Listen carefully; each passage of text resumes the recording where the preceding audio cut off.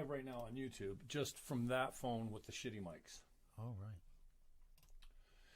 And then this one records with these mics, and I'll upload it later. So I use the live privileges because I just got them, right? Right. And, you know, if you're trying to build a following, then I guess, you know, people, hopefully they get used to seeing Thursday nights at 7, because that's the way to go. Usually I'm here anyways, because Crowder comes on at 8. He's on probably Christmas break still. And then McInnes comes on at 9. And I'm a subscriber to McInnes. He's the first guy that I actually paid for content. I think he's a fucking scream. Absolutely. One of the funniest guys going right now. And so I tend to watch, like, Crowder's kind of hit and miss, but he's got a real high production value. He's funny. He's got some good skits. He ran from Sam Cedar, though, eh? Well, I see. I didn't know these guys beforehand. Yeah. Like when they were even when McInnes was with Rebel, I saw a little bit of them, but I wasn't familiar with Compound Media and stuff like that. He just goes after like high school kids and college kids. Oh yeah, and trying to embarrass them, right? Yeah, like crazy progressive. And it's easy to do, right? Because that's his whole shtick.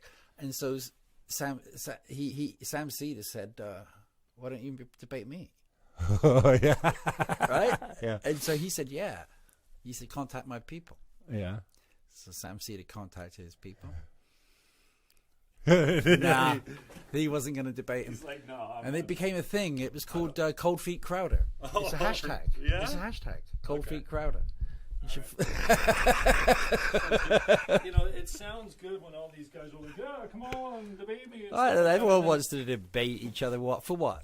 Mm-hmm. You know, if you want to debate, you go get. Cool. Yeah. That's good.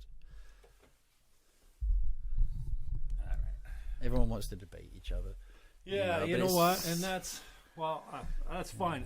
I guess if you're trying to educate someone, then I think a debate is good. You know, if the kids are sitting around watching two people debate, I think that's valuable. Yeah, I think so too. But I think when you get these hosts like Shapiro demanding that AOC debate him. Yeah. Right. You know what? If Shapiro wants to debate AOC, she's a congresswoman. Yeah. Get yourself elected to Congress. You can debate her every day. That'll be your job. Yeah. Right. Fair enough. Yeah. Otherwise, stay in your lane. Yeah.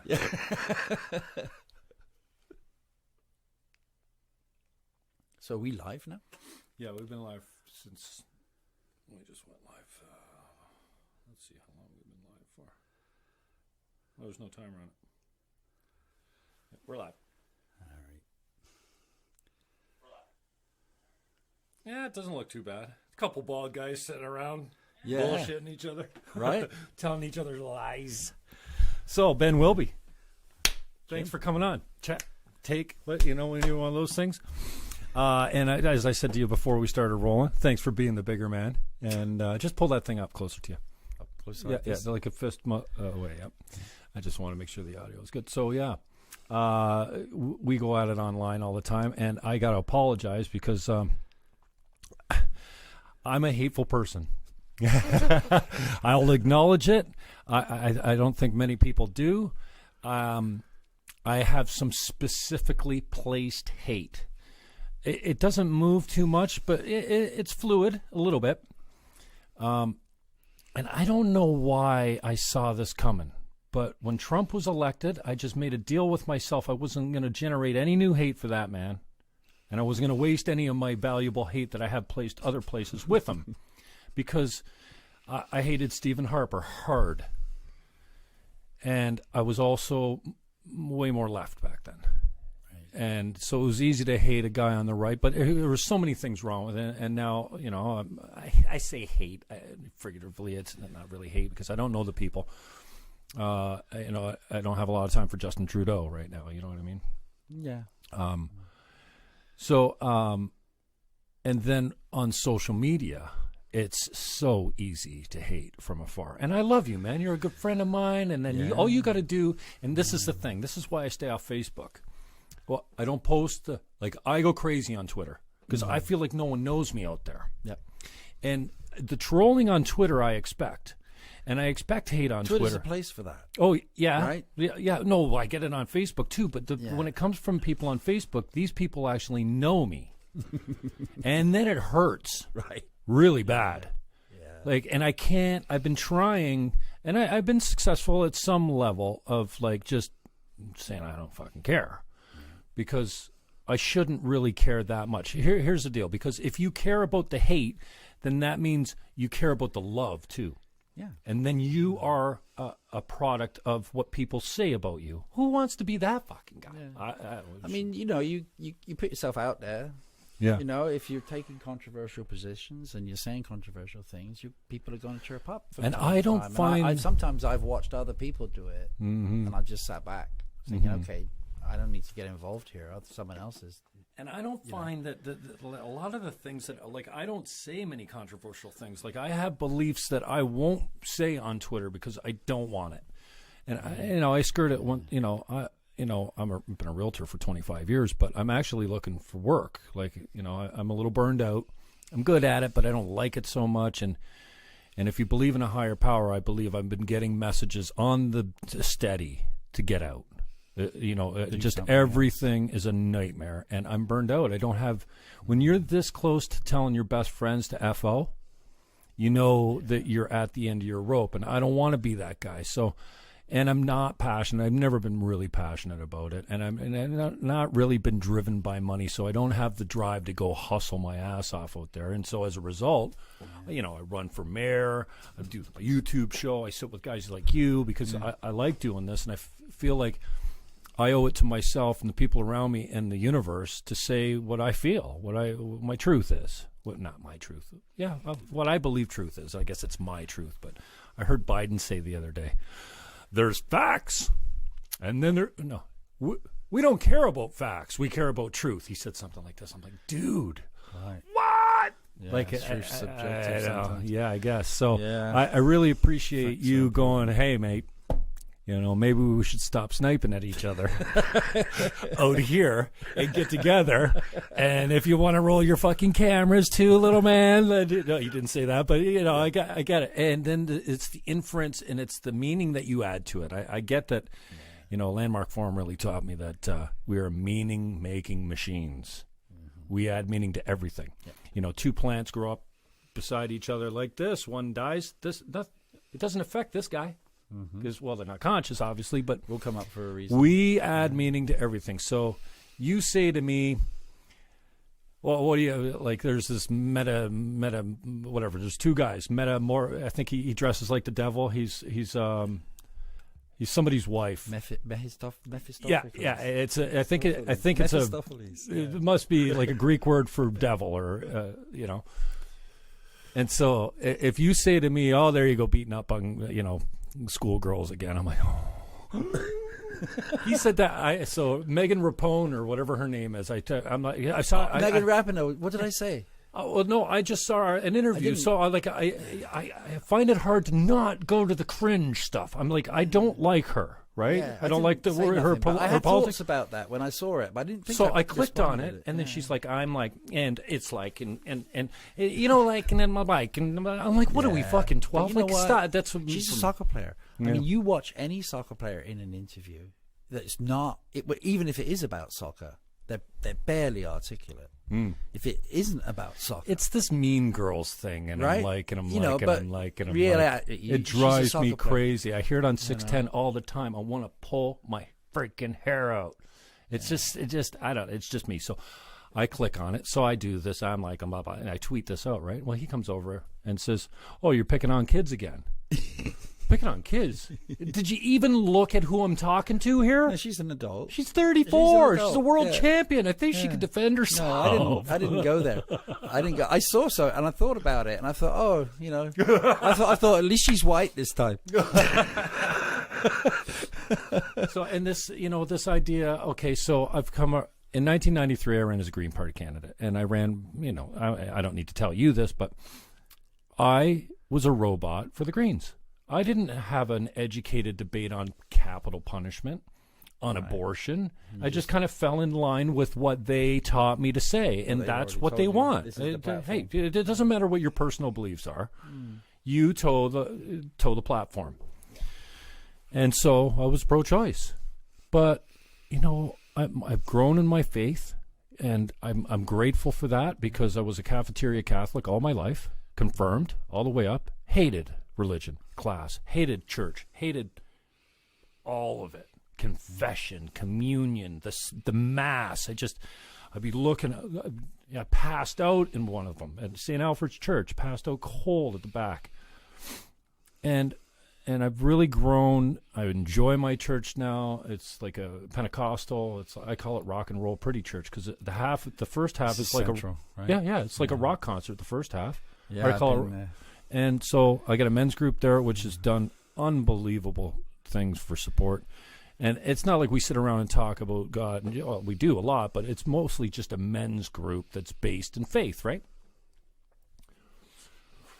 So I watch Crowder. Probably it changed my mind, and yeah, he's debating high school or university kids, and it's not really a fair fight because he's well educated, well researched, he's got all his scripts down, and these kids are half his age and they don't have all the stuff, and they think they have everything, so it's easy to make them look bad. Yeah, exactly. But I realized, and this is why I enjoy talking to a guy like you, because it's okay to have different opinions. I like to go, okay, so let's back up a little bit and find out where we agree and where we split, because if we're talking abortion, we can say, for instance, I'm against late-term abortion, anything after 6 months. Get your shit together. If you can't figure it out by 6 months, you shouldn't be able to get an abortion after 6 months unless it's life-threatening medical procedure.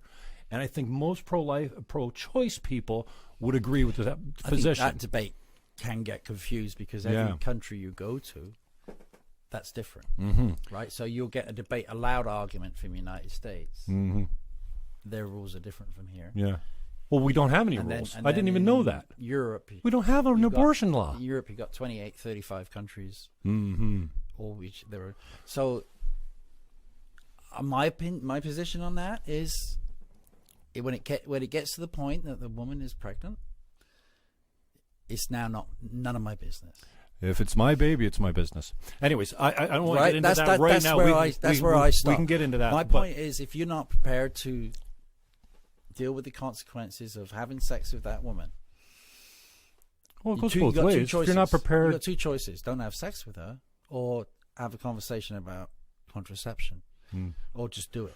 Right? Anyways, so I say all that to say that I think that's where the man's responsibility ends. And after that, if he's let her get pregnant, because you can prevent that, right? Sure, yeah. Right. So I say all that to back up to the place of where... But my other, I wanted to say on top of that, there's all kinds of other scenarios where late-term abortion could be where the mother's life, for example, is threatened. Yeah. Right.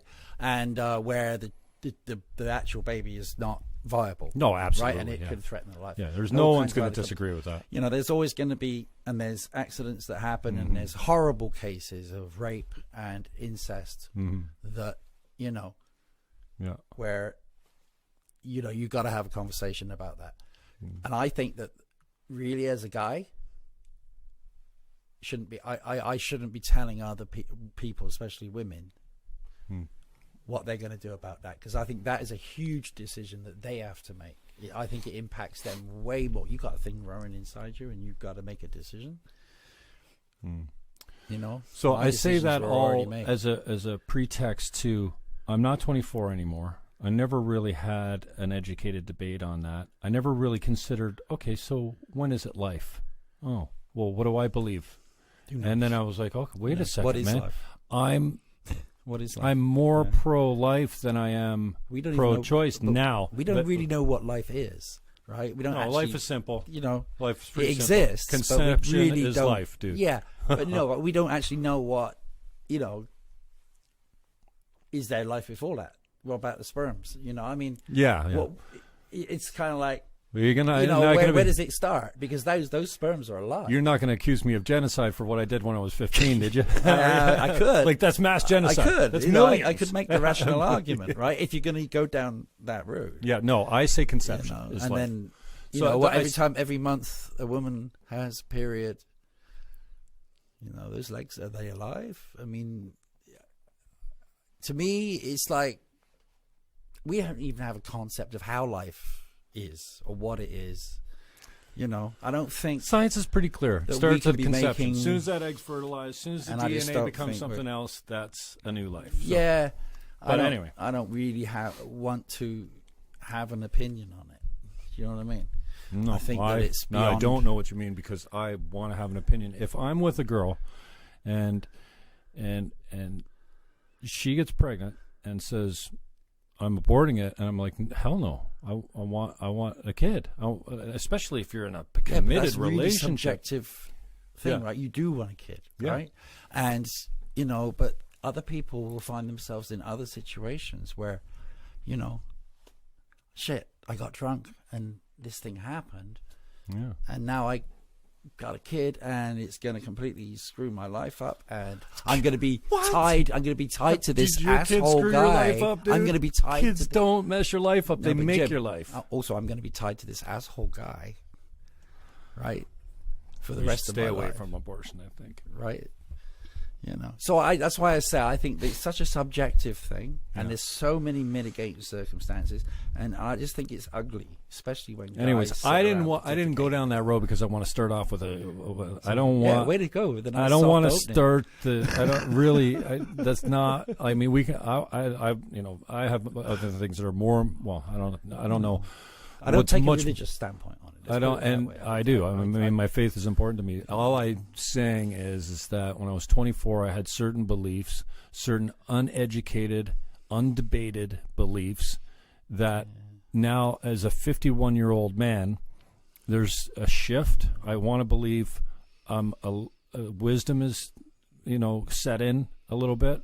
You know, I'm not ideologically possessed or just a robot, just, you know, going around, oh, this is Green Party stance.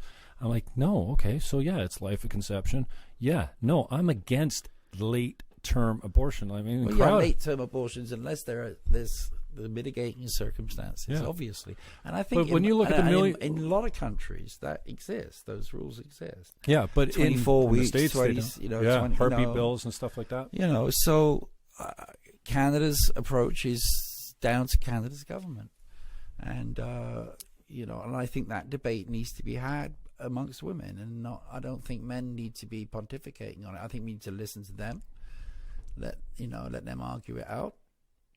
Like I say, as soon as you've done the deed, if you haven't taken precautions, then you are now your role in this is over. It takes two. Right? The woman has just as much responsibility for not getting pregnant as the guy does. She's going to have to carry the baby. She's going to have to carry. So she's got just as much responsibility. You get drunk, you spread your legs, you get pregnant. That's on you. You should have to live with the consequences. Now you should. What typically happens is often the guys go take the morning after pill.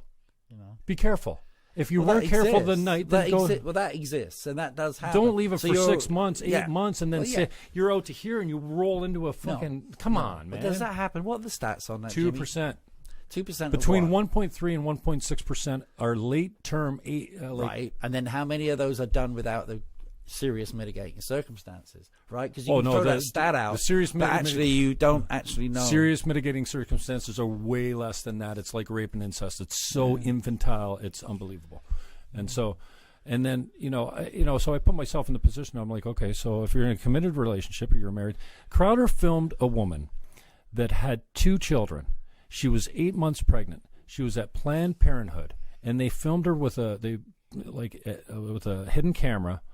They were in there, and they asked her, like, what she told them. Listen, I've got 2 kids at home. I don't want to be a mother again. My husband wants the child. And she went in and aborted the thing. And at 8 months, like, I don't even know how, when you're out to here with a baby, how you explain, well, I'm just not pregnant anymore. Well, that's a conversation they need to have. That's a conversation they need to have. I mean, the fact that this girl on the Grammys, Michelle Williams, the other day, she came out with this pro-life, the pro-choice, but speech. Babies get prematurely born at that time. But did you see the speech at the Golden Globes? Michelle Williams, I don't know, she's an actress. Did she do what? She came up and she gave a political speech about pro-choice, and she said, I wouldn't have this without choice. And she held up her Golden Globe. Right. So she's saying basically, I had an abortion. She had a baby afterwards. Like, it wasn't convenient for her to have a baby at that point. but she was this close to tears.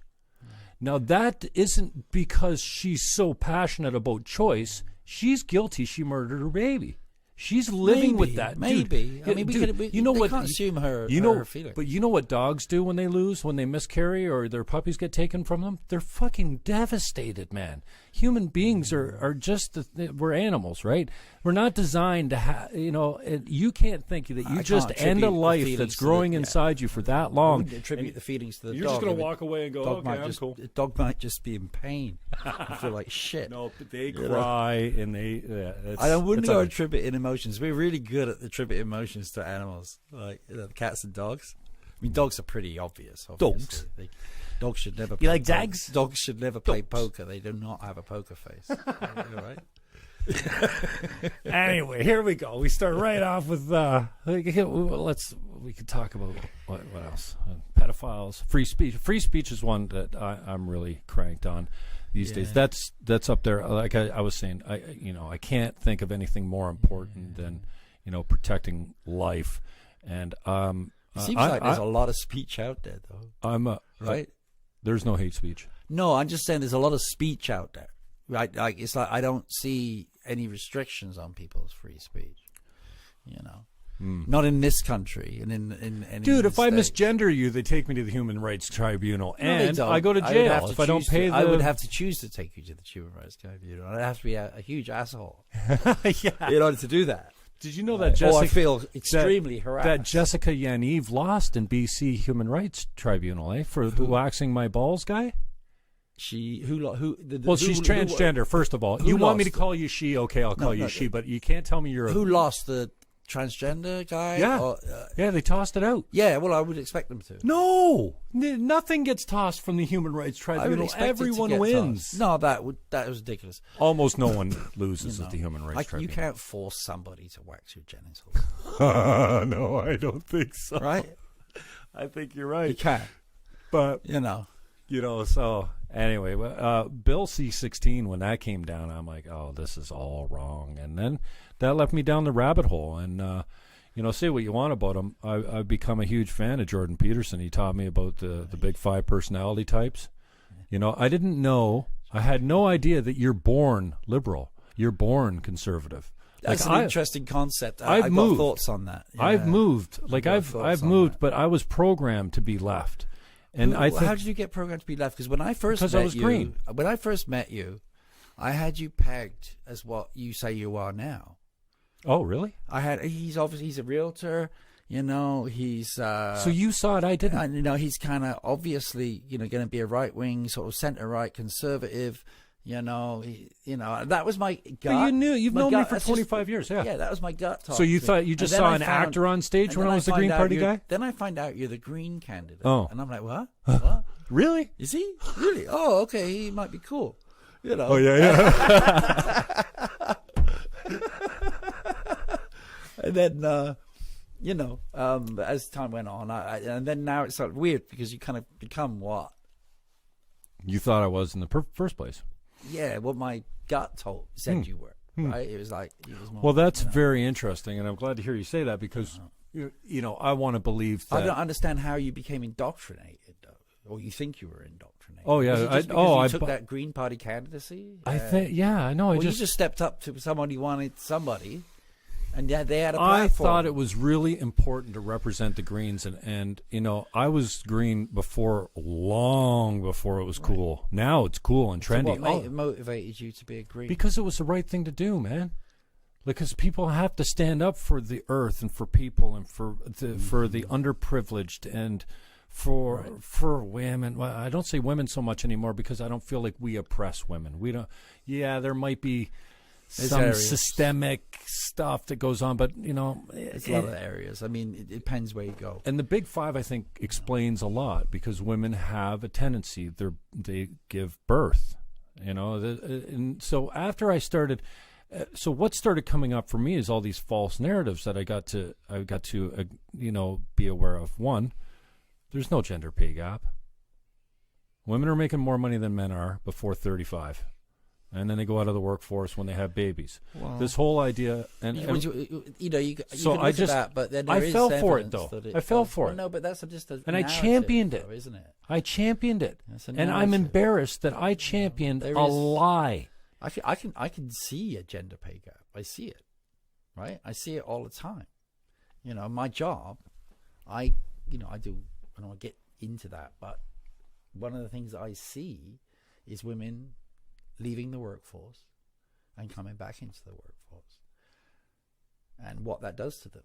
You know, whether that job still exists, maternity leaves and things like that. Things have improved in that. But that's a personal choice to have a baby, though. We now have like a longer paternity leave period, Mhm. you know, which means that they can both share it.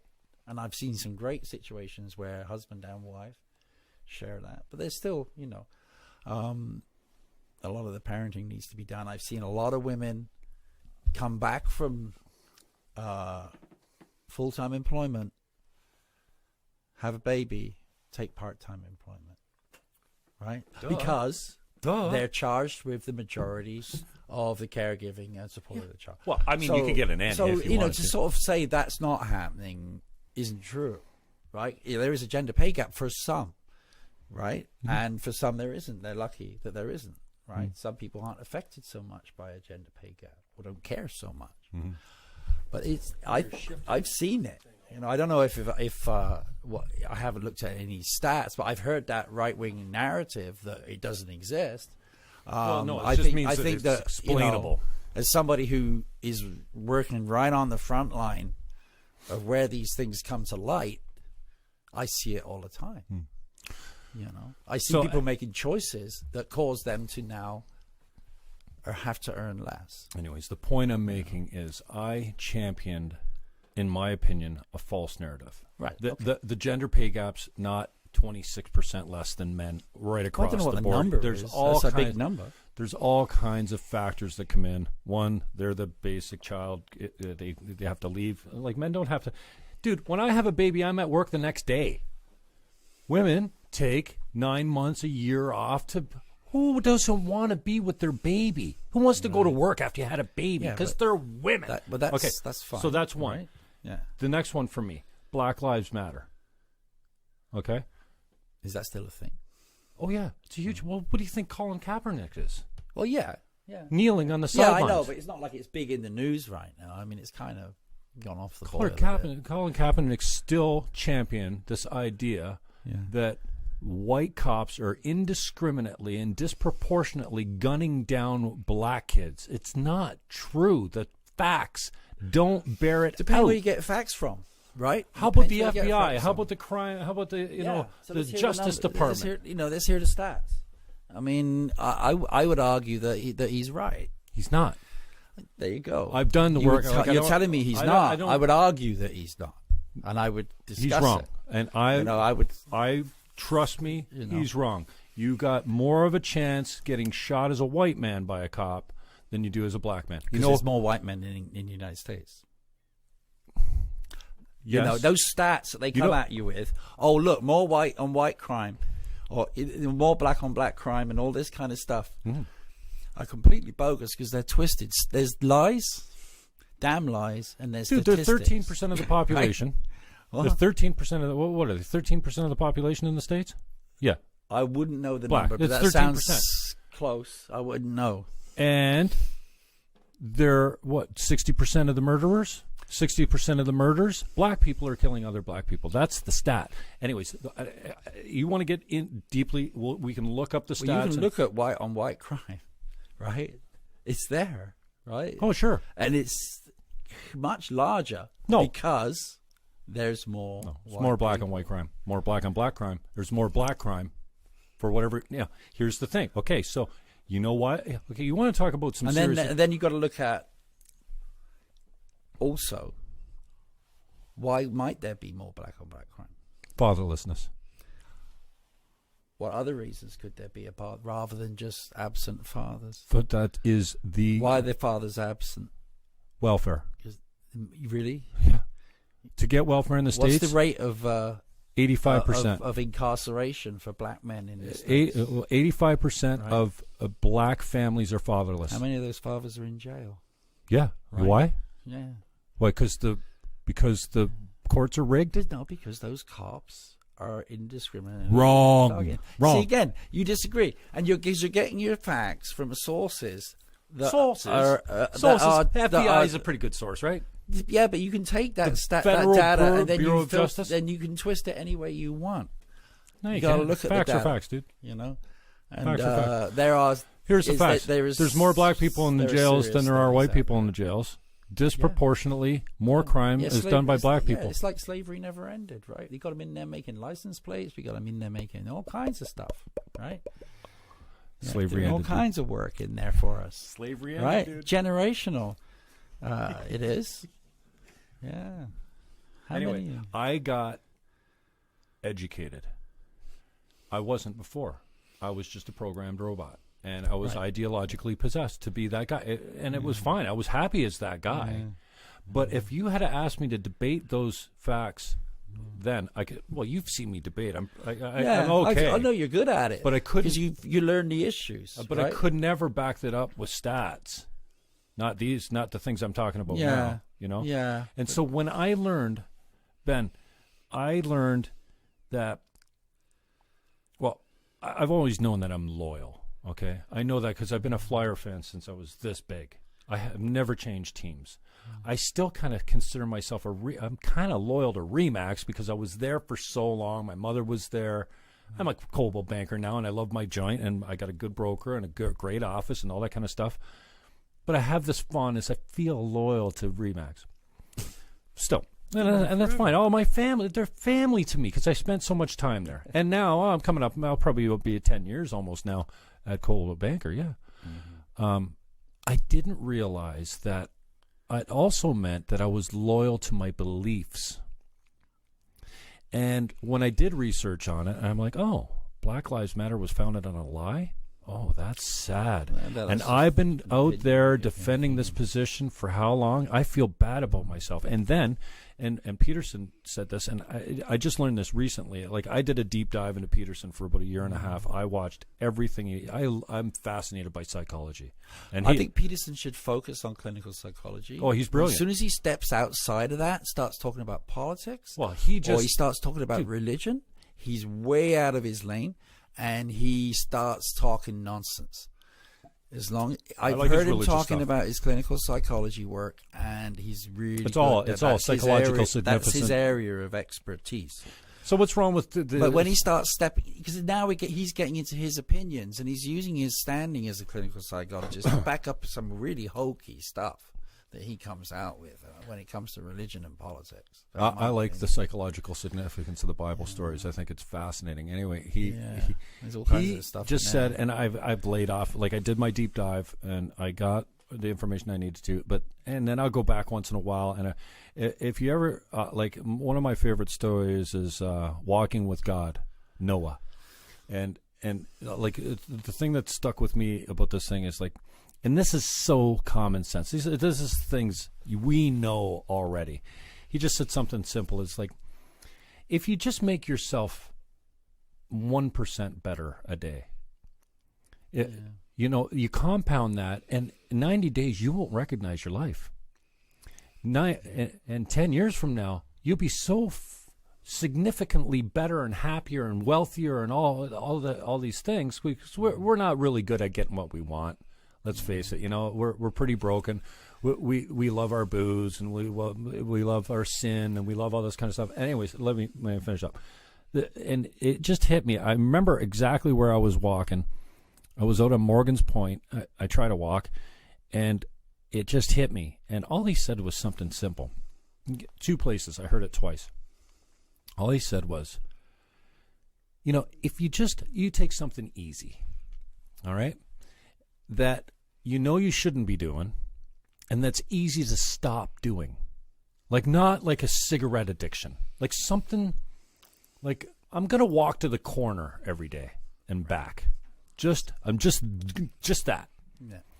So the thing was, pick something that's really easy to stop doing, that you shouldn't be doing, and start doing a small thing that you should be doing. So you you walk to the corner every day, or you clean your dishes, or you make your bed, or you do, or whatever, or you stop yelling at your wife, or you stop telling your wife that she's a piece of shit, because you know you shouldn't probably do that, right? I try not to do that. No, it doesn't end well. I mean, we all have these things that we do, right? And you fly off the handle, you get fucking mad, and you're like, fuck you piece Sylvie's of an angel. I wouldn't do that. something easy, right? And I just like, okay, so yeah, if you just picked one thing that it was easy to quit, that made your life better, that you know you shouldn't do, and you picked one thing that you know it's really easy to do that would make your life better, that you should do, and you started doing that. Wow, and that's pretty. So, anyways, that was then. But just the other day, well, months ago, he described what I've been suffering with, and I've been really suffering with this newfound position of center right. Some would say alt-right, some would say hard-right, some would say conservative, whatever. Center, alt, I think I'm a hard, moderate. They're all different things. I think I'm a moderate center-right guy now. And all he said was, if you have a lens of seeing life, which used to be left, social justice warrior through and through, left as it gets. Like, there's no more. Get you, is that, oh no, there's no more left in Green Party, and I stood for all that stuff. I don't see them that left these days. Well, I mean, they're socially left, they're fiscally conservative, so they're right and left, and that's what I loved about the Green Party, because I'm still a lefty. I still think, take care of people, give them a guaranteed annual income, for crying out loud. Put EI and welfare and all these social programs into something, and just say, hey, listen, we're going to give you enough to get by so you don't have to go to crime. All right? Interesting. Because if you don't do that, then they come back into the hospitals and the jails and the justice systems, and they cost you 10 times as much as if you just took care of them the first time. I was interesting. What you just described there was Georgism. It's an economic theory. Actually, this is connected to Monopoly. The game Monopoly originally originated from a game called the Landlord Game in 1903.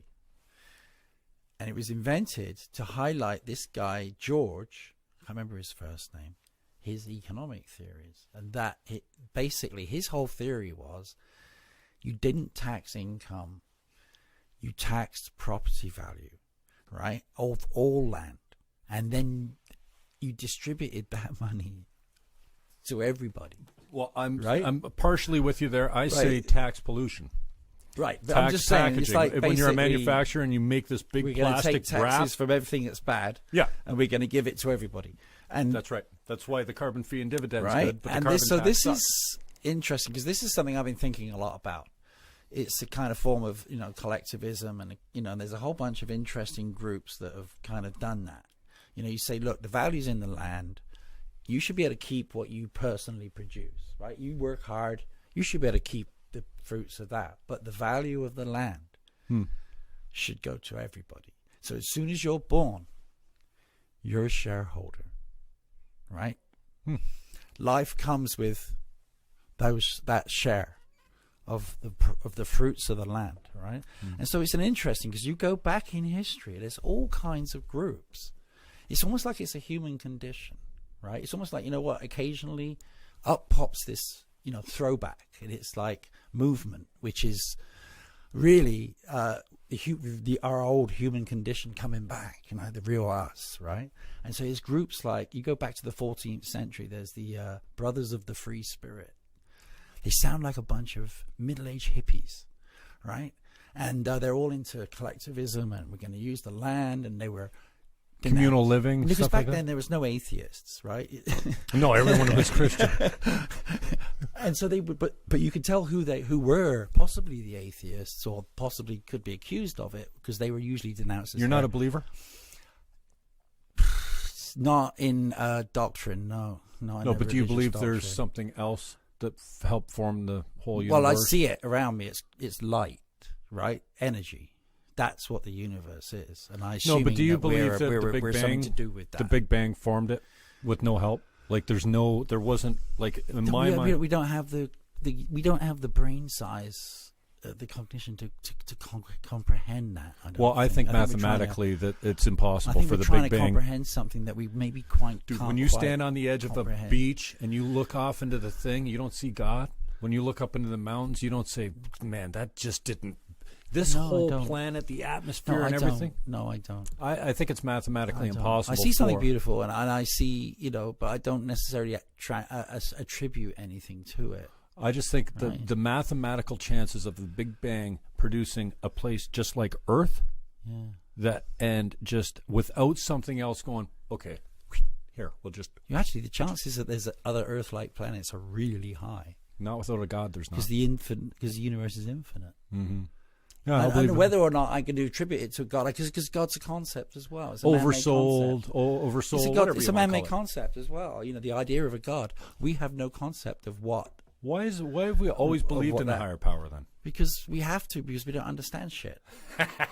When you don't understand shit, it's I got to be was God. wondering the other day. Can you imagine like Galileo and all these guys, like that was a long time ago. Can you imagine being a human being on the Earth and looking up at the sun or the moon and going, well, I wonder what that is? Well, back to what I was saying. Right? There was a point in time when we were like, we didn't know what that big shining light was. Yeah, so the brothers of the pre-spirit, of course, were denounced as heretics and, then treated accordingly. And then, later on you had groups like I love these guys, the Ravers. And the Ravers used to be, they're in the 16th century. And they were Protestants, supposedly. But that's the least interesting thing about them. They used to be denounced for their sexual practices, which suggests they were a little free and easy, right? And they were called the Ravers. And they were also a kind of like hippie-ish sounding group who sprung up and just said, we're all going to live together. We're all going to live in these big communes. We're going to have lots of fun, right? And they got denounced as heretics and treated accordingly. And then you had the Diggers, right? And the Diggers, it was all about the land. It was like, the land belongs to the people. And they had that idea that they started taking over land, common land, and farming it for the people. And they got oppressed and, treated accordingly. And, so it keeps popping up, this kind of spirit, right? And you see it through history. And I'm sure there's many other examples. I mean, you got all kinds of examples, I'm sure. But and that's sort of like, because we're not individualists. We are come out of families, tribes, collectives, right? We're in it together. So, for me, with politics, it kind of comes down to, are you a collectivist or are you an individualist? And I think that, and it's interesting because I've been thinking about this. We glorify the soldier who gives his life for his platoon, right? We glorify that. We glorify our veterans, and right? That's collectivism, right? It's subsuming the individual for the group, for the good of the group, right? We glorify that when it's the military, right? But when it's in personal life, we don't want it. It's all about me. Well, we don't want it about the state. The state should never come before the individual, right? So that's one aspect that I've been thinking about, is that we're kind of hypocritical in that we will glorify certain traits in certain situations and then we will deny them in others, right? And then there's the one where it comes down to empathy, like things like Black Lives Matter or women's gender pay gap or transgender issues. It's like these seem to be the hot button wedge issues that people are using to generate traffic on the internet, basically, to my mind, right? It's like, this is what will get people going.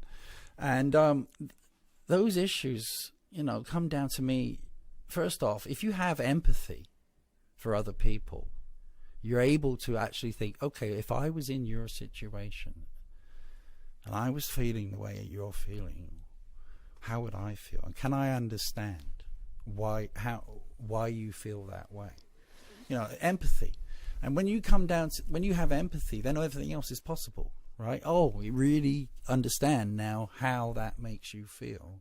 Now I'm able to not do it, right? So so pronouns. For some people, that's a huge issue. For you and me, it's not an issue. Right? Because we don't demand anything out of the ordinary, because we haven't been pushed to the point where that matters to us, right? We haven't been, discriminated against to the point where we actually make that an issue. Because if it wasn't an issue, you wouldn't be making it an issue, right? So, in my eyes, it all starts with empathy. And I think that the cult of what capitalism has brought is, and what we've seen even take sort of increase more and more in recent decades, is the cult of individualism. And we've got all these social media that we're using, which actually separates us, right? Because you and I don't sit down and chat, right? Yeah. And it's very much like we're all super connected, but we're all super disconnected. Yeah, and right? lonely. Right? Yeah. And so there's not this, it's like the technology is amplified it, and this whole cult of the individual. And the more you think about yourself, the less you think about other people. I'm glad you said that. You know what? When I was feeling sorry for myself and I was having a bad day, my mother used to say, you're probably broke, depressed, down on my, having a bad day and kicking my teddy bear down the hall, as she would say. Well, she was the manager of Remax, so she looked after, 75 agents and in a couple different brokerages. She had Grimsby and St. Catharines. Grimsby was her love. It was kind of like a little tiny boutique shop. In St. Catharines, there were 75 of us, and it was madness, right. And everyone was. She liked her little Grimsby shop. But I'd come in, usually it was at the house, right? And I'd come in, and she'd toss me $20 and go, here. And I want it back this time. And she never got it back. But she did. But she, I always say, well, she never, because she was my mom. She, here's $20. Now, stop feeling sorry for yourself. And she'd give me a figurative kick in the ass and tell me to go out and do something nice for someone else because, idiot. It's not, you get so consumed with yourself, there's no way out. Yeah. It's not about you. And that's what I think you nailed it when you said, it's this individualism and versus collectivism. And, I haven't done a whole, I know when the state becomes number one over the individual and how dangerous that can be, because we've seen where that's gone with Mao Zedong and Hitler, and I can't even say Hitler on YouTube. I shouldn't have said that. But really? No, they just demonetize you completely. You think? No. Yeah, absolutely. You cannot say Nazi or Hitler. And these videos, I'm not too worried about getting demonetized because, we talk about... No one's going to pay to see us. As soon as you talk about gender issues or whatever... No, they run commercials. I got my first check yesterday. Yeah, I know. Yeah. Anyway, so I know how scary it can be when the state becomes the number one thing and the state is over the individual. Yeah. I get, communal living. I get tribes. And I think that if we started out by saying, you know what? Yeah, I'm naturally a little intolerant. I'm naturally a little afraid of people with different color skin, or I naturally don't get with people. That decreases, though, the more time you spend with them. Oh, definitely. Right? But this is so deeply bred into our DNA because we came from a yellow tribe and a brown tribe, and when we because we're strangers in our own land and we're happy when we're with our own people. Yeah. But then, back in the day, when we met each other for the first time, we didn't have sex with them. We didn't invite them over for dinner. We tried to exterminate them. That's human nature. So I think if we started out by saying, you know what, I come from a long line of tribal... I don't know if that's very simplistic. I don't know if black and white people in prehistoric times would suddenly meet like that. Oh, yeah. I think it was more, they would more have spread right Chimps out. Chimps do the same thing. How the white people tend to be in the northern hemisphere for, reasons that are obvious. The black people tend to be in the lower equatorial regions, so they're not likely to meet. They're diverging. Well, we had to meet at some point, and they certainly had. They met. It wasn't happy times. It was met when the slave ships showed up. Well, in West Africa, and started taking people to the Caribbean. One of the times, Yeah, we can go back to Neanderthals, and you can go back further than that, Vikings and stuff like this. Different colors and different religions. So, they killed each other, and we see it in the wild.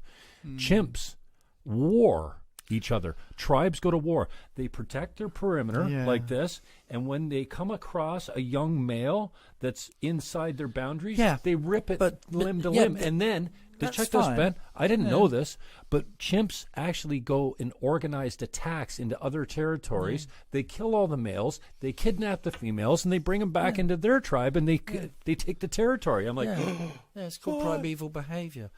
We're trying to evolve. Where do you think we come from? As a human race, we're trying to evolve past that. We are, though. Oh, we're way past that. Right. And that's why when I look at because today, they do it, when I look at all what these, I say is great. We seem to be moving away from that kind of behavior. Let's keep it up.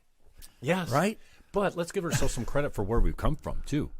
Credit when I see Colin Kaepernick out there trying to convince me that blacks are still oppressed in America today, there's a racism. Yeah, absolutely. Is it should we tolerate it? No. Does it happen all the time? Now, I'm not black, so I don't know. But you can't tell me that if you're black, that every single white person you see hates you and treats you badly. I don't think they believe the racism that happens is so small.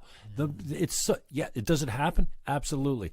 To you it is, because you don't experience it. Dude, right? No, seriously. If I had a black guy right here, I got friends who won't go certain places at certain absolutely. times. Okay, and they'll say to me, I won't go there at that time. Out of a percentage of interactions with humans, how many of those interactions are racist, would you say, for minority people? For minority people? Yeah. I would have no clue. I wouldn't have stats on that. But what I do know is that it's built into people's, instinctive biases. I see it through,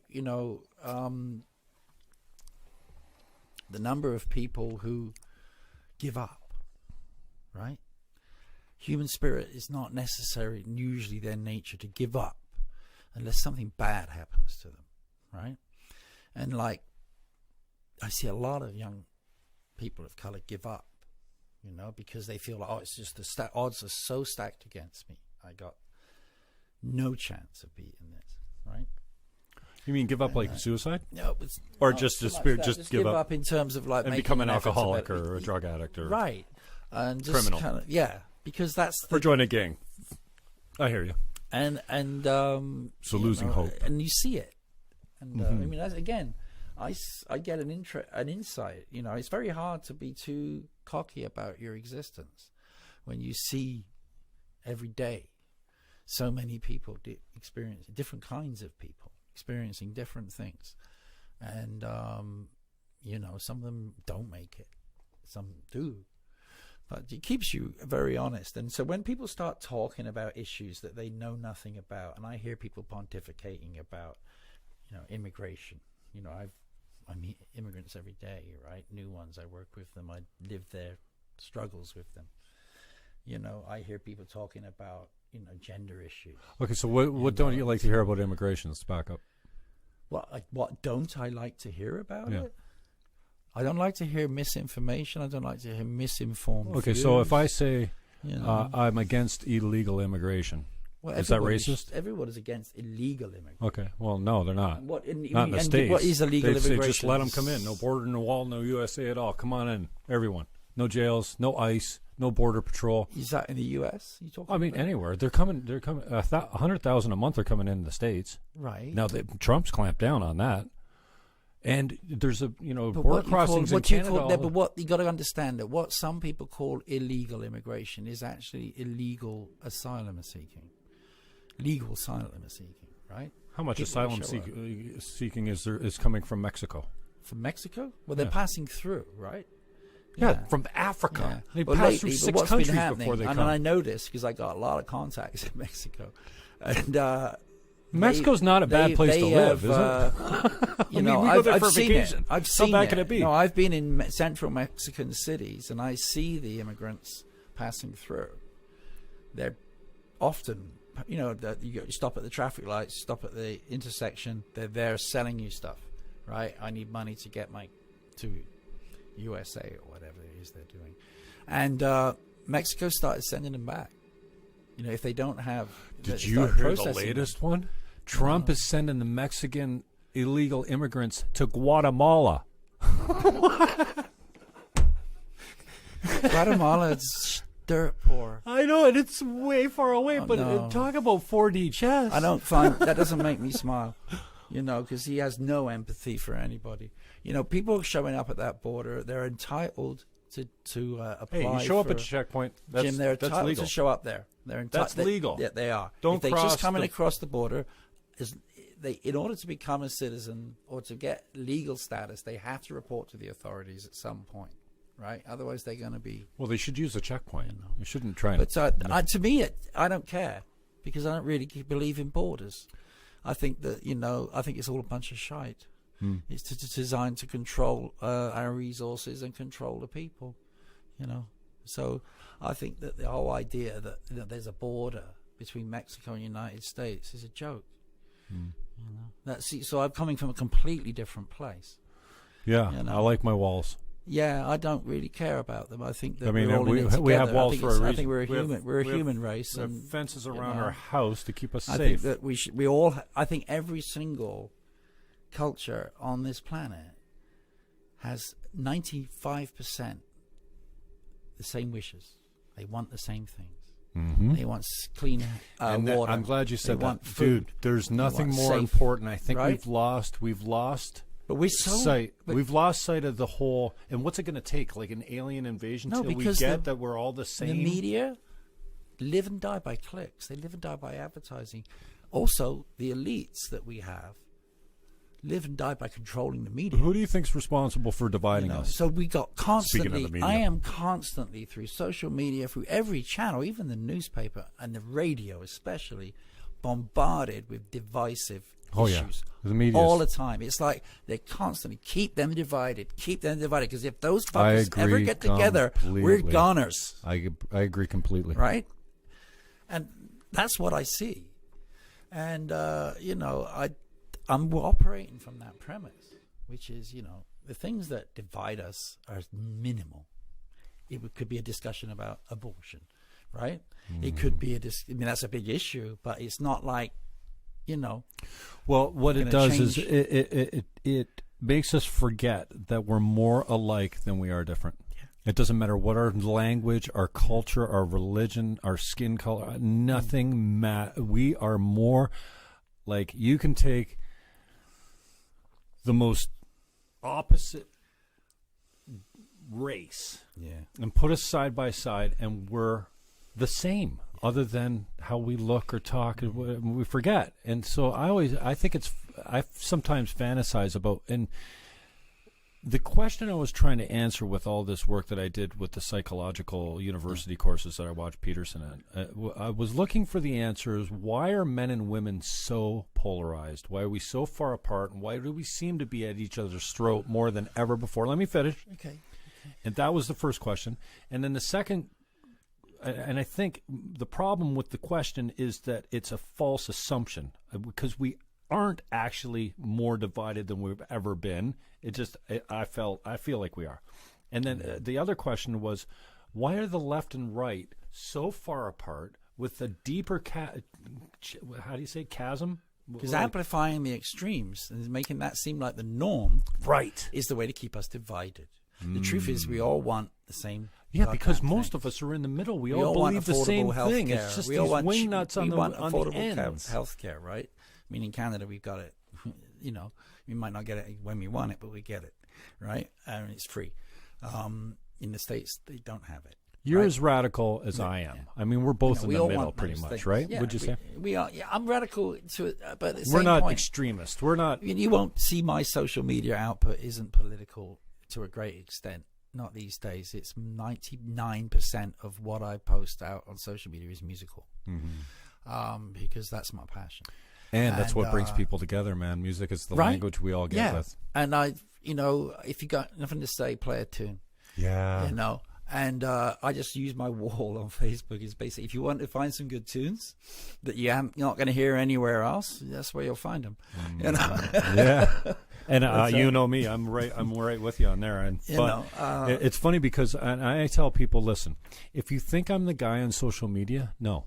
Like, I'm an asshole on social media. I'm angry, I'm pissed off, and I'm posting like you don't know. Yeah, the stuff you're posting on the stuff when you go after the AOC and Ilhan Omar and Rashida Tlaib. Fuck all those bitches. You know, at least today you went for a white woman and it was Rapinoe. I always go for white. I don't care.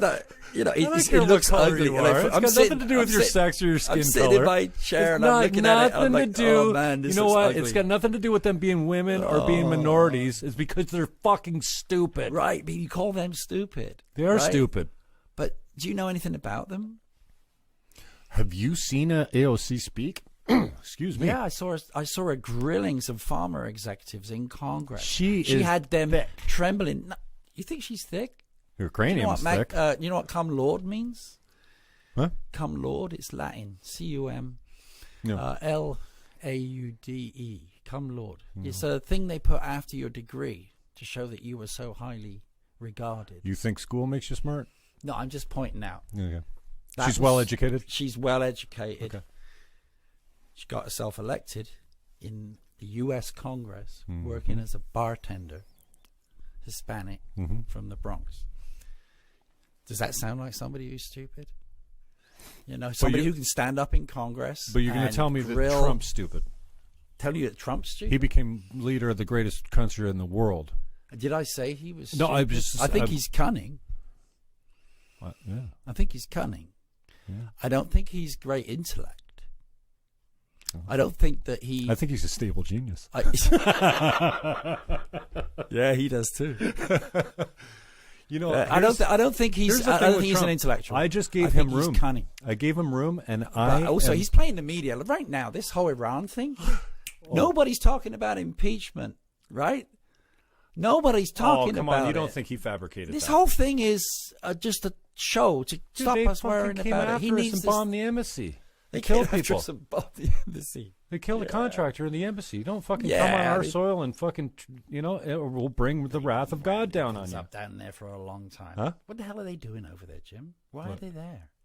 Well, he's trying to bring them home. He's trying to get them out of Afghanistan and stuff like that. He's trying to get them out of there by doing what he's doing. Yeah. I don't really want to get into discussing that guy because he's not my boss, and he won't be around for long. He's going to do another term. No, the Iranians are going to get him, mate.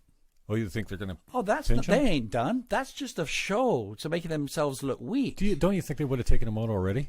If it was that easy? No. This is the in the 60s. He's not JFK. They're not going to shoot him in a motorcade. Well, what do you think the chances are that they've already smuggled a drone into the United States? Not very good. You don't think it's very good? You know what? How hard would it be to get one? Dude, I'm with you. Right? I'm with you. I said he wouldn't make it to inauguration. Look, they're not going to do it now. They'll wait till the election campaign when it really hurts him. This is the Persians you're talking about. I hope you're wrong, man, because I don't want to believe we live in a world like that. It's over. That was a lame show what they put up there the other day. I don't think he's that bad. I don't want to believe that we live in a place where a democratically elected leader of a free country can be just fucking taken out. Well, he just took out their top general, right? They vowed to. He was a fucking madman terrorist. They've put an $80 million bounty on his head. So what do you think they intend to do? But that was just to avoid escalating a war. But now they're going to try and let things calm down, and they'll serve it cold, man. You watch; it might not come. You know for what? A year. You know what? What I'm just thinking of right now. Like, if we really knew what the fuck was going on, like covert black ops and stuff like that. If we really knew how who shot down that damn airplane. Well, we know who shot that down. Do we? Yeah, they already copped to it. There's several cops. They haven't copped to it. No, they haven't copped to it. Well, no, the U.S. have said they've done it. The U.S. said they did. Canada said. Who else? The U.S. said it did. The Iranians aren't saying it. The Ukrainians aren't saying it. The Ukrainians are investigating. Somebody else came over. I think we should let the investigation happen. The Iraqis. But are the Iraqis in bed with the Iraqis or the Iranians? No, the Iraqis said today. What has it got to do with them? What do they know? Their intelligence said that these guys upped their missile defense systems after the drone attack, and they shot the plane down by mistake. We'll that just came out today. We'll see. Like, we'll see. it sounds reasonable to it's me. It's possible, yeah. But well, you're going to kill a bunch of your own patriots. But this is a good way to make things awkward for Iran, right? If you were like, Iran's a state sponsor of terrorism, yeah, though, right? I know it is. Yeah. Like, the Iranian regime is right. Right. The people aren't. Well, that's not why. That's why it's not a reason to destroy the country. Well, those people. When I say we, I mean the states. They're pretty good at destroying countries, man. Like, there they are. A bunch of Saudi Arabians fly planes into the Trade Center, and we bomb Afghanistan. Look, I won't listen to anyone moralizing about people sponsoring terrorism and Middle East dictators while our closest ally is the freaking Saudis, and that bin Salman. It's not. Doesn't matter who it is. That family. You got a royal family that rules a dictatorship. Do you want to talk about rape culture and oppressive women? Right. Oh my! As long as you are in bed with those people, don't moralize to me about the Iranians and the Syrians and the. Why do you think Iraqis. none of these feminist, lefty, wacko social justice warriors are concerned about Saudi? Like, if you want to talk about, well, they are concerned about. Well, they don't talk about it. They're always talking. No, they can't go and this there. is They'll why. get killed. But this is why I hate on AOC and the squad so much. What? Is because all they do is bring fucking problems and talk about how bad they hate America. It seems like. I think they do. I think that's hard. That's the extreme. extreme. You know what I don't see from the Democrats? Solutions. All I see is fucking hates. Like, I hate my country. For the and solutions because they're just saying, got. look, problems. Jim, But they got no remedies. No, they're bringing policies. There's all kinds of bills that they're bringing forward. Yeah. Take your guns, limit your speech. No. Well, you know where that got we saw that in Germany. Like healthcare for all is the big one. Bernie Sanders' bill, right? Which apparently the United States, the greatest nation on earth, is the only nation on earth that can't figure out how to provide free healthcare to its people. That's a huge indictment of their system. Huge. Again, they should go away and fix themselves before they start trying to tell the rest of the world how they should organize a country. Yeah, clean your own backyard before you Right. start complaining about everyone else's. Absolutely. The poverty in the United States rising all the time, and it's the richest country in the world. Yeah. You might say, look at all the great things capitalism has done for people. It's raised everybody up. Damn straight. And lately, it's brought more people out of poverty. But the UN had a goal to halve poverty by 2015, and they accomplished it 2 years early. But people are paying almost twice as much of their income in housing costs now than they were 30 years ago. Taxes, you mean? Housing costs. Rent. Oh, I see. Right? And taxes. Taxes gone up too, right? Not that much. Not that I've ever seen a tax cut on my paycheck. All these tax cutting governments getting elected, I've never seen a tax cut in my paycheck. I don't know who's getting these tax cuts. It's not me. But, yeah. Well, you're not middle class. You're upper. I'm upper middle. I'm not. Really? You're not Trudeau's middle class. You seen my car? It's a 2007. I think it's a 2007 Mazda. Yeah, I'm really rich. Doing great. Excuse me, down the wrong. Just learning how to drink. All right, we're going to take a break. Yeah, I think it's a good idea. And play some music. Yeah. And then I'm going to switch the cameras over. What do we got here? Papa Skin Freak, Livin In. That's my band. That's our Ben Wilby. latest tune. Now, how old's this one? It's about a couple of months since that was finished off. Yeah. 20 hours ago, it says. You just upload it? I did. Yeah, I uploaded it last night. Tell me about it. What's it all about? It's just the band I'm in Hamilton. Hamilton and Burlington. A bunch of old friends of mine. How old's the track? We wrote it this year, and then we recorded it earlier this year, and we've been mixing it, and that's the latest version of it. Oh, man. I had you off camera the whole time. Perfect. Oh, what happened? Did I move the thing? Oh. Anyways, it's just a flavor of what we do, and we'll be playing a lot of shows this summer. All right, I'm going to play this. We'll switch over. Slip and over then now. we'll come back and try some more trash.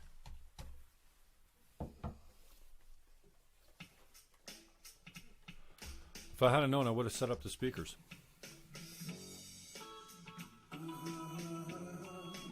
Who's singing? My buddy Andrew. He's this guy. Andrew. So you're not singing, though. Oh, I'm playing guitar. Looking style.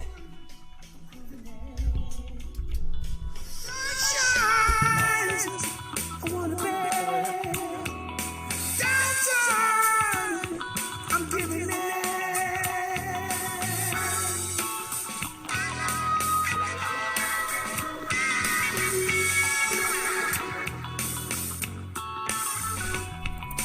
I spent another plan. So I win again. I try living it. Thanks. All right, so start over. Quick story. What's this one? That's a live show from like '86. It's I actually don't own that. That was recorded by our old manager. Oh, you don't own this stuff? This particular recording, I don't. But the songs, yeah, along with the rest of the band. But Just watch that leg. It's right there. yeah, he paid for it to be recorded, and he's actually selling that on the internet The somewhere. Royal Assassin. Oh, yeah. Yeah, he is. Yeah. Do you get the rights to the physical copy? That recording, you don't he own owns the any of rights it? to that recording because Oh. it's a live recording, right? Oh, right. You know, it's not a. It's Now, not a very if you're a good gig. musician, you come on my show and you play a song, who owns the song? I do. It's he my owns. fucking- he owns the, you you come own on the recording. You You own you the come on recording. my show, yeah. Not the Oh song. yeah, not the song. But that song, that recording of that song is me. I Yeah, own that, yeah, right? yeah, You yeah, can't come to me after and go, I played your show, take that shit Well, down. if he's smart, he'll do a deal with you beforehand yeah. and say, "Hey, any money you make off this video with my song in it, I want a piece." Oh. Right? I thought it was just a normal. If you go on the Tonight Show and you play, you don't get a piece. But they get a fee. Yeah, they get They appearance they fee. don't own that. No, Yeah. they get a fee, and the TV Appearance company fee, own it. and then the TV keeps everything. yeah. I had someone come on my show. Yeah, this is the very good one. This one. Oh, well, what should we play? Let's play something good. I had someone come on my show. They played a song. Then they fucking went to YouTube and give me a copyright strike. I'll give you one. Saying they claim copyright. Yeah. How can they do that? Well, That's my show, man. Yeah, well, it's their song. I mean, I guess you got to clarify things before. No, I think if I fight it, I'll get it back. Oh yeah. Let's find this. There it is. I think that's the one.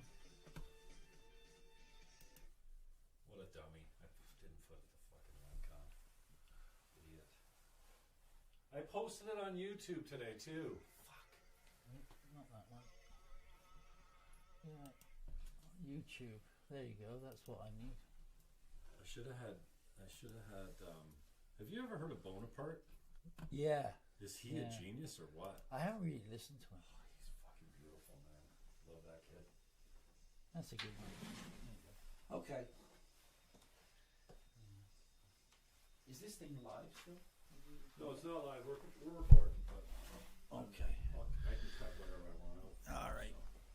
That's why I get the smokes out.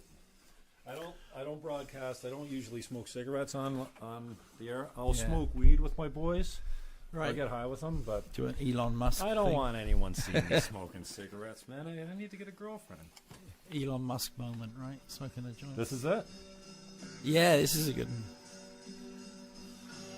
It's about I think it's about a woman who's hangs out on the beach. She's a surf chick, and she's getting older, right? And she can't get away with things that she used to. And no one really cares anymore. It's kind of, no one's gonna drive you now. No one who cares. Who's the singer? This is the guy who passed away 3 weeks ago, Chris Scott, an old friend of mine. We played together. Wow, in he's got a Lou Reedy thing going. Yeah, he played in three. We played in 3 different bands over 10 years. And Wow, he's a good singer, right? yeah, Yeah, good songwriter too. He wrote it? Yeah, with me. I What's his did all name? the guitars. Chris Scott. Yeah. He wrote the melody and the lyrics, so he's going to get most of the money. The other thing is, you know what I like? I fucking turn that camera on to put the fireplace on. I don't like looking at myself. Right. Like, you make this into a podcast, it's fucking genius because you can't see the people. You have to imagine You have to it. listen to them. Yeah. And that's Because it makes the podcasts are conversation good. more meaningful, You I focus think. more on what's being said Yeah. instead of looking at them. Yeah. I mean, let's face it, who wants to look at you and me? I'm a radio guy, Right? man. A couple of bald white guys talking about abortion. And you can't see me smoking. Filthy, dirty fucking rotten habit. Fuck. I hate smoking. It does nothing for you. Yeah. And I'm allergic to nicotine. Oh, yeah? Yeah, so I'm phlegmy all the time. I got big chunks of phlegm coming out. All the time. Yeah. Which is good, I guess, because it's coming out at least. Yeah. Yeah. But I like his voice, man. Yeah, who else am I hearing there? Jim Morrison. No.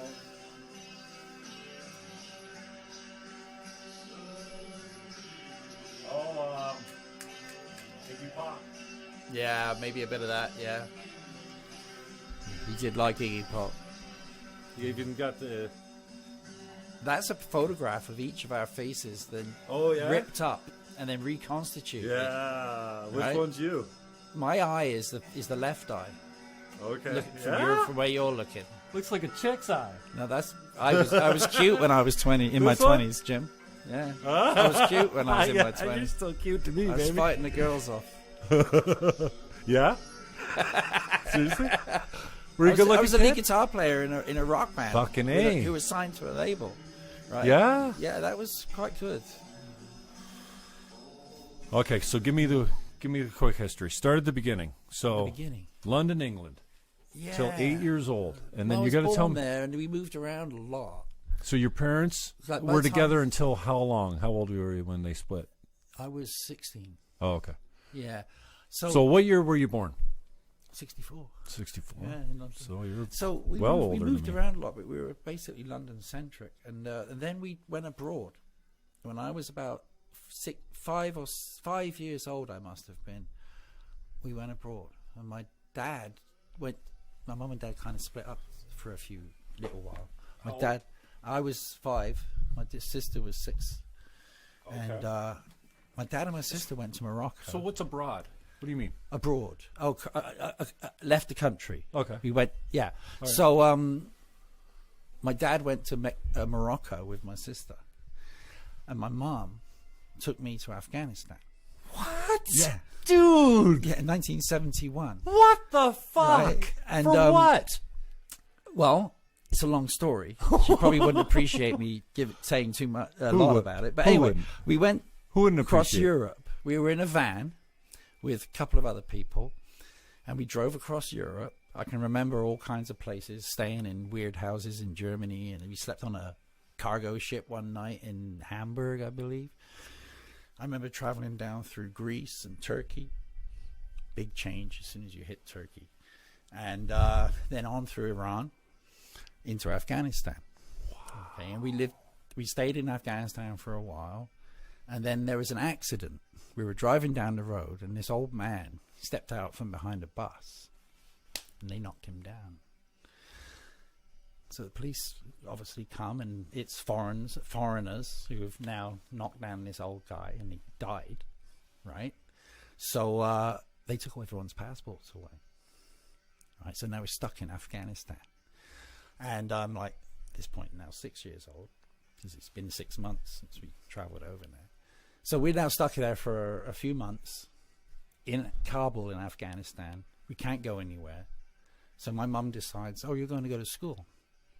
Well, there's only one English language school in Kabul in 1971. It was the US Embassy in Kabul. So I actually went to school in the US Embassy with all the kids of the US diplomats. Right? Wow. And I was there for like 2 or 3 months, because my mum wanted me to go to school. Right? I was 6 years old. And and then my mum, everyone got their papers back. right? Everything was settled. Everyone was free to go. And of course, my mum had no money to fly back, but she happened to be friends with the singer, Donovan, old friend. Called him up, hey Don, I'm stuck in Afghanistan with my son. Where's he? He's in England. I'm stuck in Afghanistan with my son, and can you help out?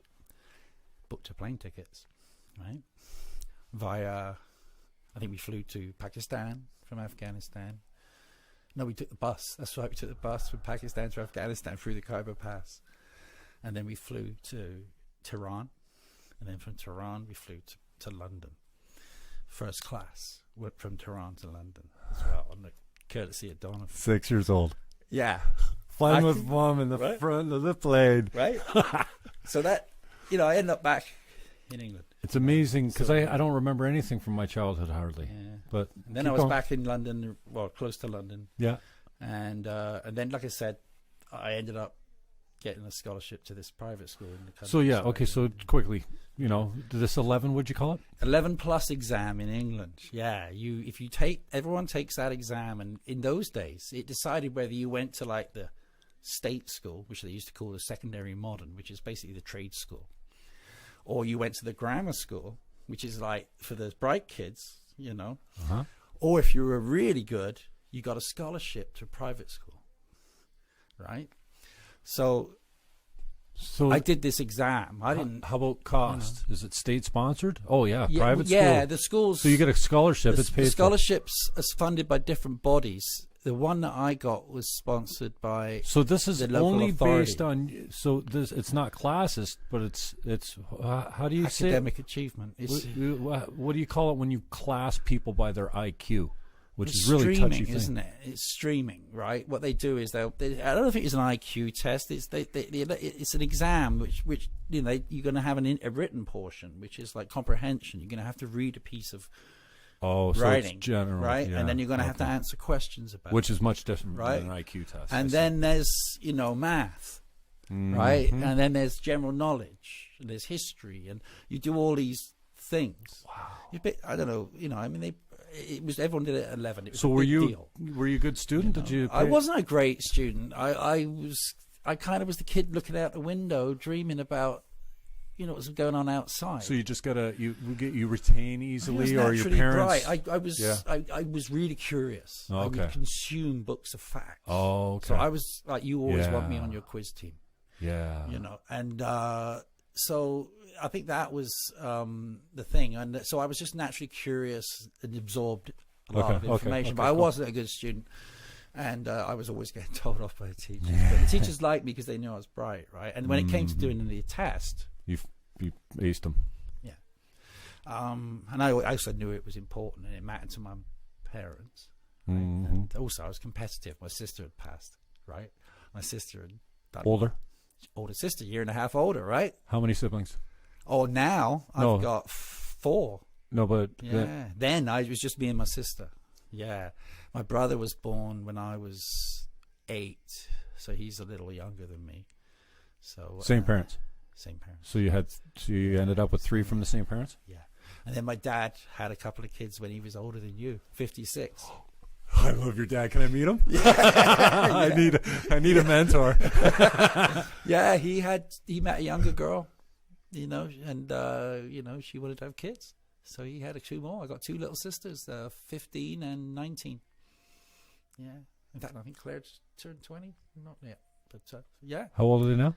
15 and 19. Oh, they're 15, 19 now. Yeah, it's great. Interesting. Love it. So he was 60. He was around 56 when the first one. Yeah. Okay, so you write the test. You're in the top 5%. Get the scholarship at the private school. So now, which is where? So it's Truro in the southwest of England. It's a Methodist boys' school. Religious?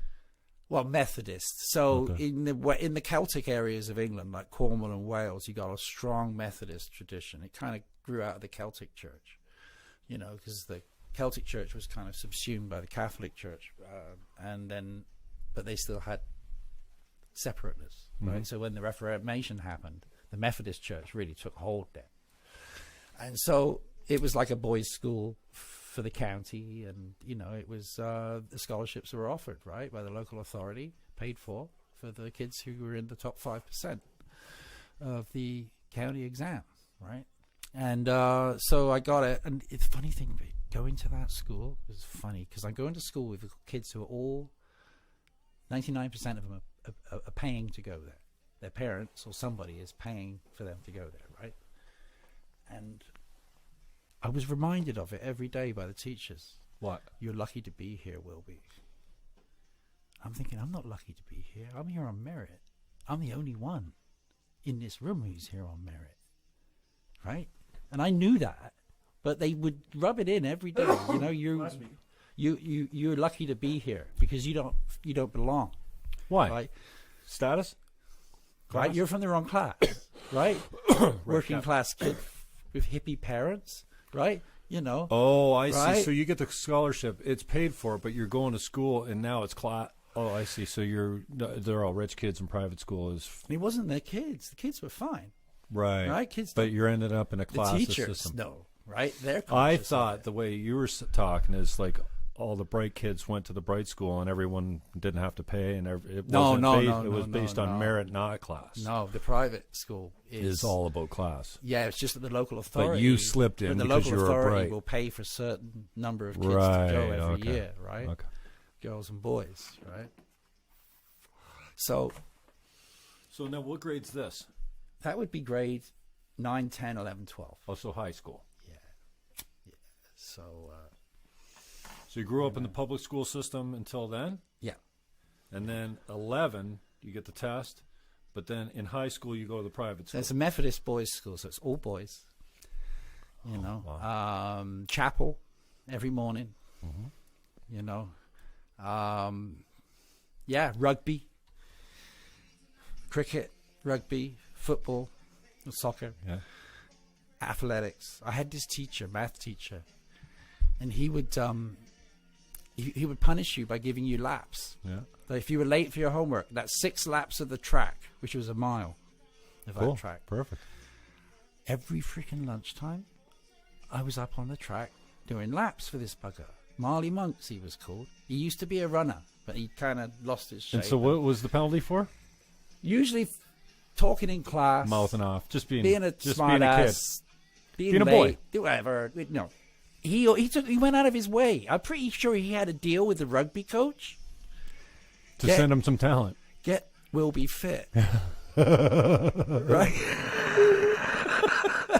The conspiracy to get you fucking on the rugby team. I was fit as a fiddle. I mean, You always. right? Yeah. And on the rugby field. So it was funny, though. That was how I got fit, was from punishment. Wow. And I started to enjoy it. I was like, I'm going to go run a mile. No problem. For lunch. Done this 6 times this week.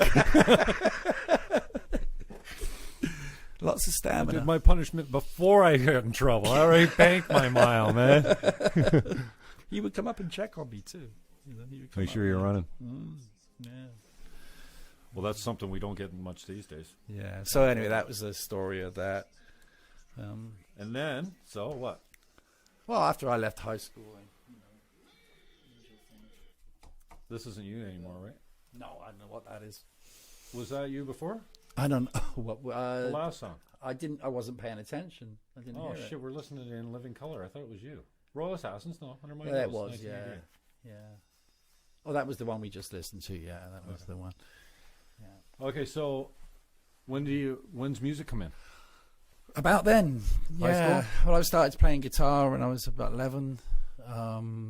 Learning. It's Well, really what age are you going to high school at? 11.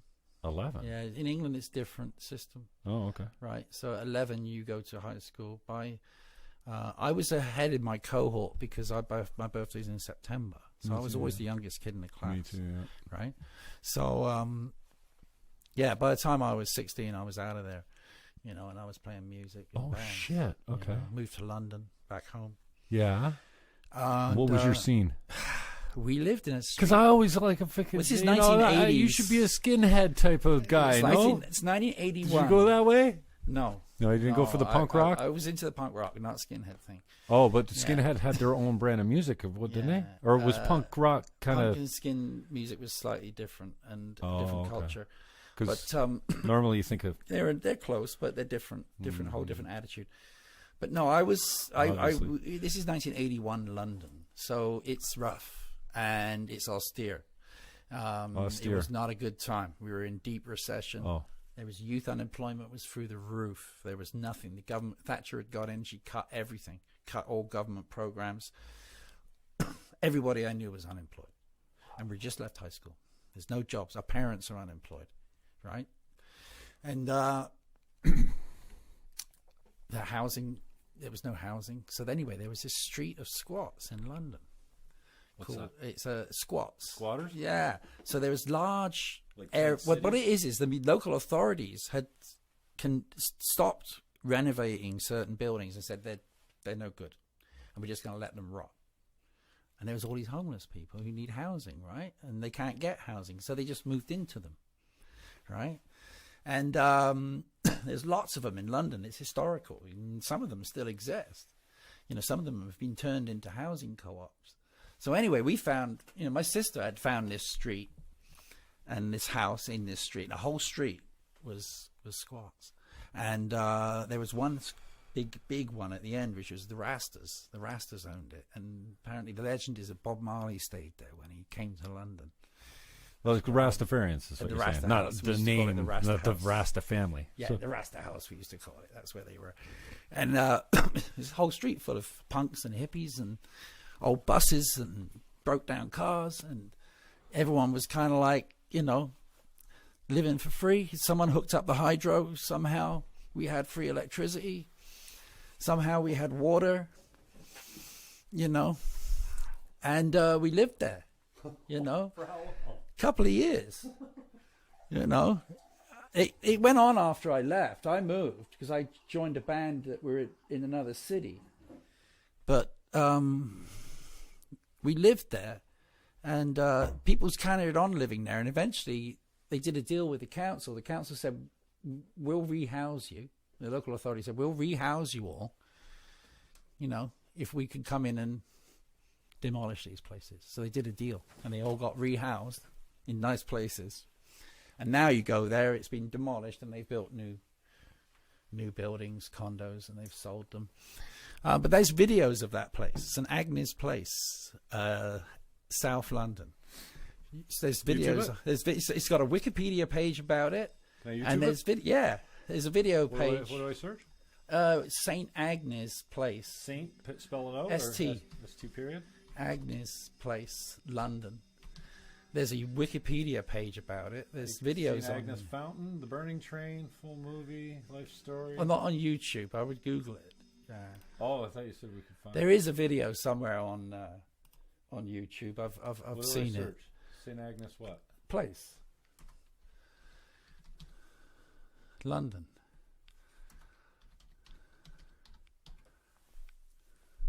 Oh, you're looking on YouTube, aren't you? Yeah, I thought you said I could find a video there. There is somewhere. I don't know what it's called, but I've seen it. It's a video of a street party around the time that I was there. But I think it might be linked to the Wikipedia page. Okay. There's a lot of legendary squats in London. So we were 17, 18 years old, no prospect of getting work. Margaret Thatcher came in and abolished student grants. So it's like you got no chance of making money. You got to take a loan to go to school. Right? It was dystopia to us, right? We were like, oh, everything that we've been told that we were going to grow up to do and have is snatched away. It started when she took away the milk when I was in elementary school. She was the education minister, and we used to get free milk every day.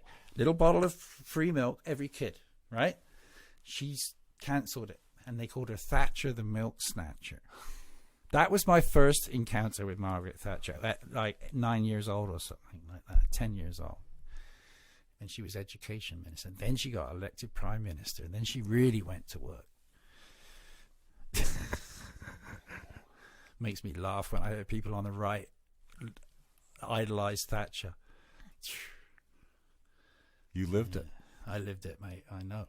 Yeah, I was on the far end of that social engineering project that they ran on Experiment. England, that they ran, and they're still running. Yeah. In England. Oh yeah, austerity. They've got austerity still in England. It just stopped for 5 minutes because they had an election. Remember, the government announced an end to austerity next year. So what's austerity? How do you? They want to cut taxes. They don't want to pay Services. taxes, right? The rich, the really rich people who paid the most taxes, percentage, not percentage-wise, but because they make more money. Yeah.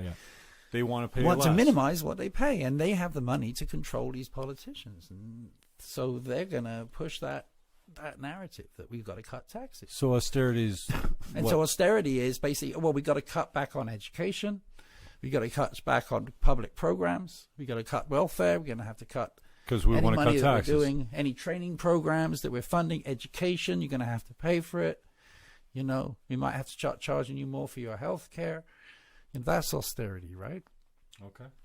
And then, and what happens is the economy gets deflated even more as a result of it. Any economist will tell you, with, austerity politics is not great economics. No, because What did they do during the crash in 2008? They started printing money like it was going out of style. All of a sudden, it wasn't austerity, not for the banks, right? We're going to keep printing money. And who's paying for that? Who paid for that? We did, right? And the banks got all the fucking cash. All the fat got all cats cash. got all their golden Right. parachutes. None of it trickled down. Anything that trickled down was something else. Right? So, yeah, I don't believe the capitalist myth. I don't. Well, I mean, you have to look at the bigger picture. I think, as far as systems go, we know communism's not going to work. Well, no, we know it's Yeah. not going to. You have to have a mix. And if we had a straight capitalistic society, we wouldn't have any market regulations. We wouldn't have any taxes. We wouldn't have any social services. be a We wouldn't have problem. any cops. We wouldn't have. It'd just be every man for themselves. It was straight capitalism. Well, So that's even kinda- cops yeah, is a it's a socialist liberal- idea. Transit, like we do have a lot of socialism. We do. So it's a mixed but we're blind system. to it, right? When then we start calling, like I've heard, what was it lately? I think, somebody was calling, for example, CNN far left. Oh, it was something you posted. It was a Daily Wire, which is a far right publication. Well, I don't think Right. I don't. I wouldn't say CNN's far left. They're just But that's what socialist left. You didn't Yeah. say that. The Yeah. clip said that, right? Okay. I saw it on the strip line. A far left publications broadcaster CNN was the lead of the story. Oh, really? Okay. Right? Sometimes I read most it, of the time and I I'm don't- like, really? Yeah, well, they're Because to liberal. me, they're center right, right? Oh, okay. Right? They're establishment to the core. They're Oh, Washington I see. establishment Yeah, centric right. Uh-huh. to the I got core. you. Yeah. I see them as a problem too, but from a Right. completely different angle. Right. No, I get you. Whereas the right's calling That's them one of far the- left. And I'm standing over here on the far left going, no, they're not. Right? Yeah, because you're on the far. Well, They're not the closer far to left, you. but you're left. Yeah. Right? Yeah, That's wow. what I'm seeing. Yeah, and that's one thing I'm enjoying about Trump. I think is because he seems so anti-establishment. Like he's really saying "fuck you" to he's everyone. anti-establishment. I think he's got a. He's not a. think he's not, got no, a- don't. I he's said that got a wrong. beef. He's not an establishment guy. Is what No, I'm and I saying. think that's He's what not that like drives his animosity. Because he was always excluded, right, from Washington society. He Yeah. was always that The kind NFL. of nouveau riche guy who Yeah. got his money from his dad. And he's kind of like always been like that, and he's always been a bit brash and tasteless, and so I think he's always been treated that way. right. So now he's the big dog, yeah. right? Oh. You can see it. That's it's like his payback time, right? Fuck you, everyone. Look That's at me. what it is. So I don't think he's anti-establishment. I think No, he's definitely. pro-Trump, Yeah. right? Definitely. I think he's sticking it to the establishment because Right. they're the ones who excluded him, like the NFL. He's Yeah. going after the NFL any chance he gets. Oh, yeah, because he's so bitter. He's bitter, right? He wanted those Giants so bad. He'll own the Giants after he's done, probably. He's going to make so much money when he's done being president. I don't know how much money he's going to make in jail. We'll see. Whether he'll even make it, because I honestly believe the Iranians are going to get him. Can't say that. Yeah. I think they're going to get him. Well, like I said he wouldn't make an inauguration day, so he's proved me wrong many times over on that. But okay, so Rockstar. When did the Rockstar? No, you just said, "Hey, I was a musician. Oh right, yeah. I was a good-looking kid." So what happened was, I'm in London. Guitar I'm in player. London, and I meet this guy because one of the guys who was living in the house, his brother comes up from another city to visit him, and he's a drummer. And he finds out I'm a guitar player, and he's like, "Oh, I got a band. We need a guitar player. Our guitar player's leaving. Do you want to come down and try out?" So I was like, "Yeah, all right." So I went down there. It's a couple hours drive. Went down there, loved it, loved the city, liked the band. They wanted me, so I stayed. Went back to London, got my stuff. I remember when I left London, I had one travel case, like a chest, travel chest, and that was all my possessions, and a ghetto blaster, and a guitar. That was it. Anyway, I went down to London, to Bristol, and played with this band for about a year or two. Played a few festivals, did some demos. I was really learning to be in a band. And played a lot of those bad gigs that you play in the early days, having those equipment nightmares because you haven't got your shit together. And I remember playing one gig where the drum kit was sliding across the stage every time the drummer hit the bass drum. And I had to stand. Well, no, the bass player actually did it. He stood with his foot on the bass drum. On the bass. So it wouldn't slide. I've seen a guy on stage fighting the kicker. That's why drummers always have carpets, right? Yeah. Or rubber feet or whatever. Okay. So anyway, so that was that. And then that kind of band kind of fizzled out. And I was looking for another band. And I was in a music store and I saw this sign on the wall. And it just said... Come on. It's just a story right out of the book. Sign on the wall. You got to write a book. In the music store, it said... Dude, have you ever thought... Yeah, I thought about it. I'm too lazy. Adderall. And I heard it works great. It said psycho funk guitar player Come required. on. Yeah. And I was like, oh, that's me. At least that's what I aspire to be. Yeah. Right. So I called him up, and it was this band. You rang him up. I rang him up. Isn't that what you guys say? Yeah, I rang him up. I'm speaking Canadian now. I rang him up on the telly. Yeah, Oh, that's a TV. I called him up, and it was Chris, the guy who was singing there, and he was like, "Yeah, we got a band. We need a guitar player." Again, same old story. Our other guy quit. Yeah. So I joined those guys, and I stayed with them 8 years. We did. We got a record deal. Did a couple of LPs and a single. That record What's a company, record deal look like? It wasn't great record company. It was a little record company in London owned by this guy called Clive Solomon, and he had a bit of money because they had a few bands signed. One band that was on that label when we were there were Pulp. You remember Pulp? Love of the Common People. They're huge in England. Yeah, great tune. Yeah, so that's Pulp. Well, back before that, they were on this rinky-dink label with us, and. And then they signed a band who were a bit bigger than everyone else, right? Called the Spaceman 3. And they went all in. They went all in on the Spaceman 3, the record label. So we're coming at them with all these great songs, like our best stuff yet. And they're like, oh, well we're concentrating on the Spaceman right now. We might see about that next year, right? Okay. And we're like, oh, okay. See you later. So we just walked.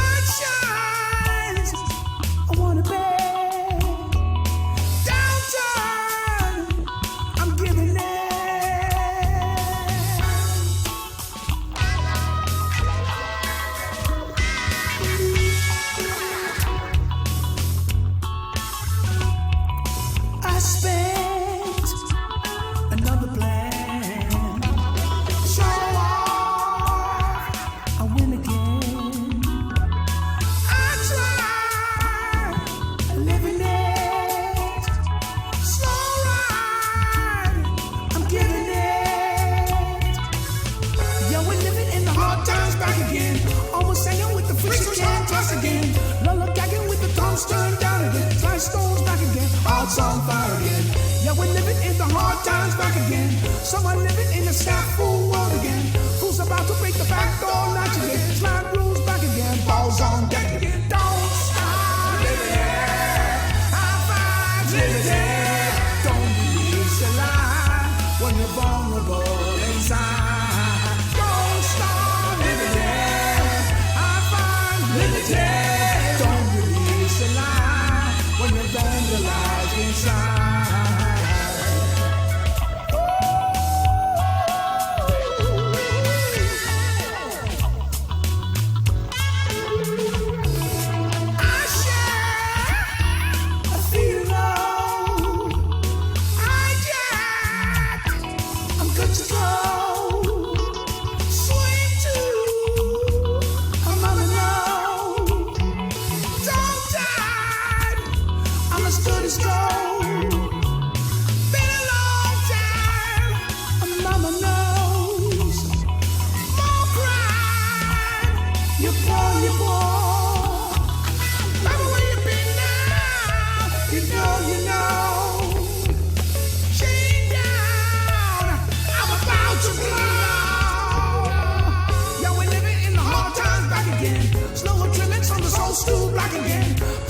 On the lone stool back again, crap shoes flying again, hope song up again.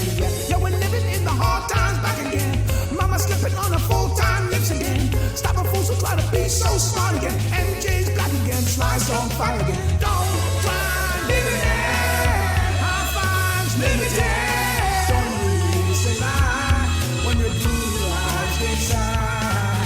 Don't start living it. High fives limited. When you're brutalized inside.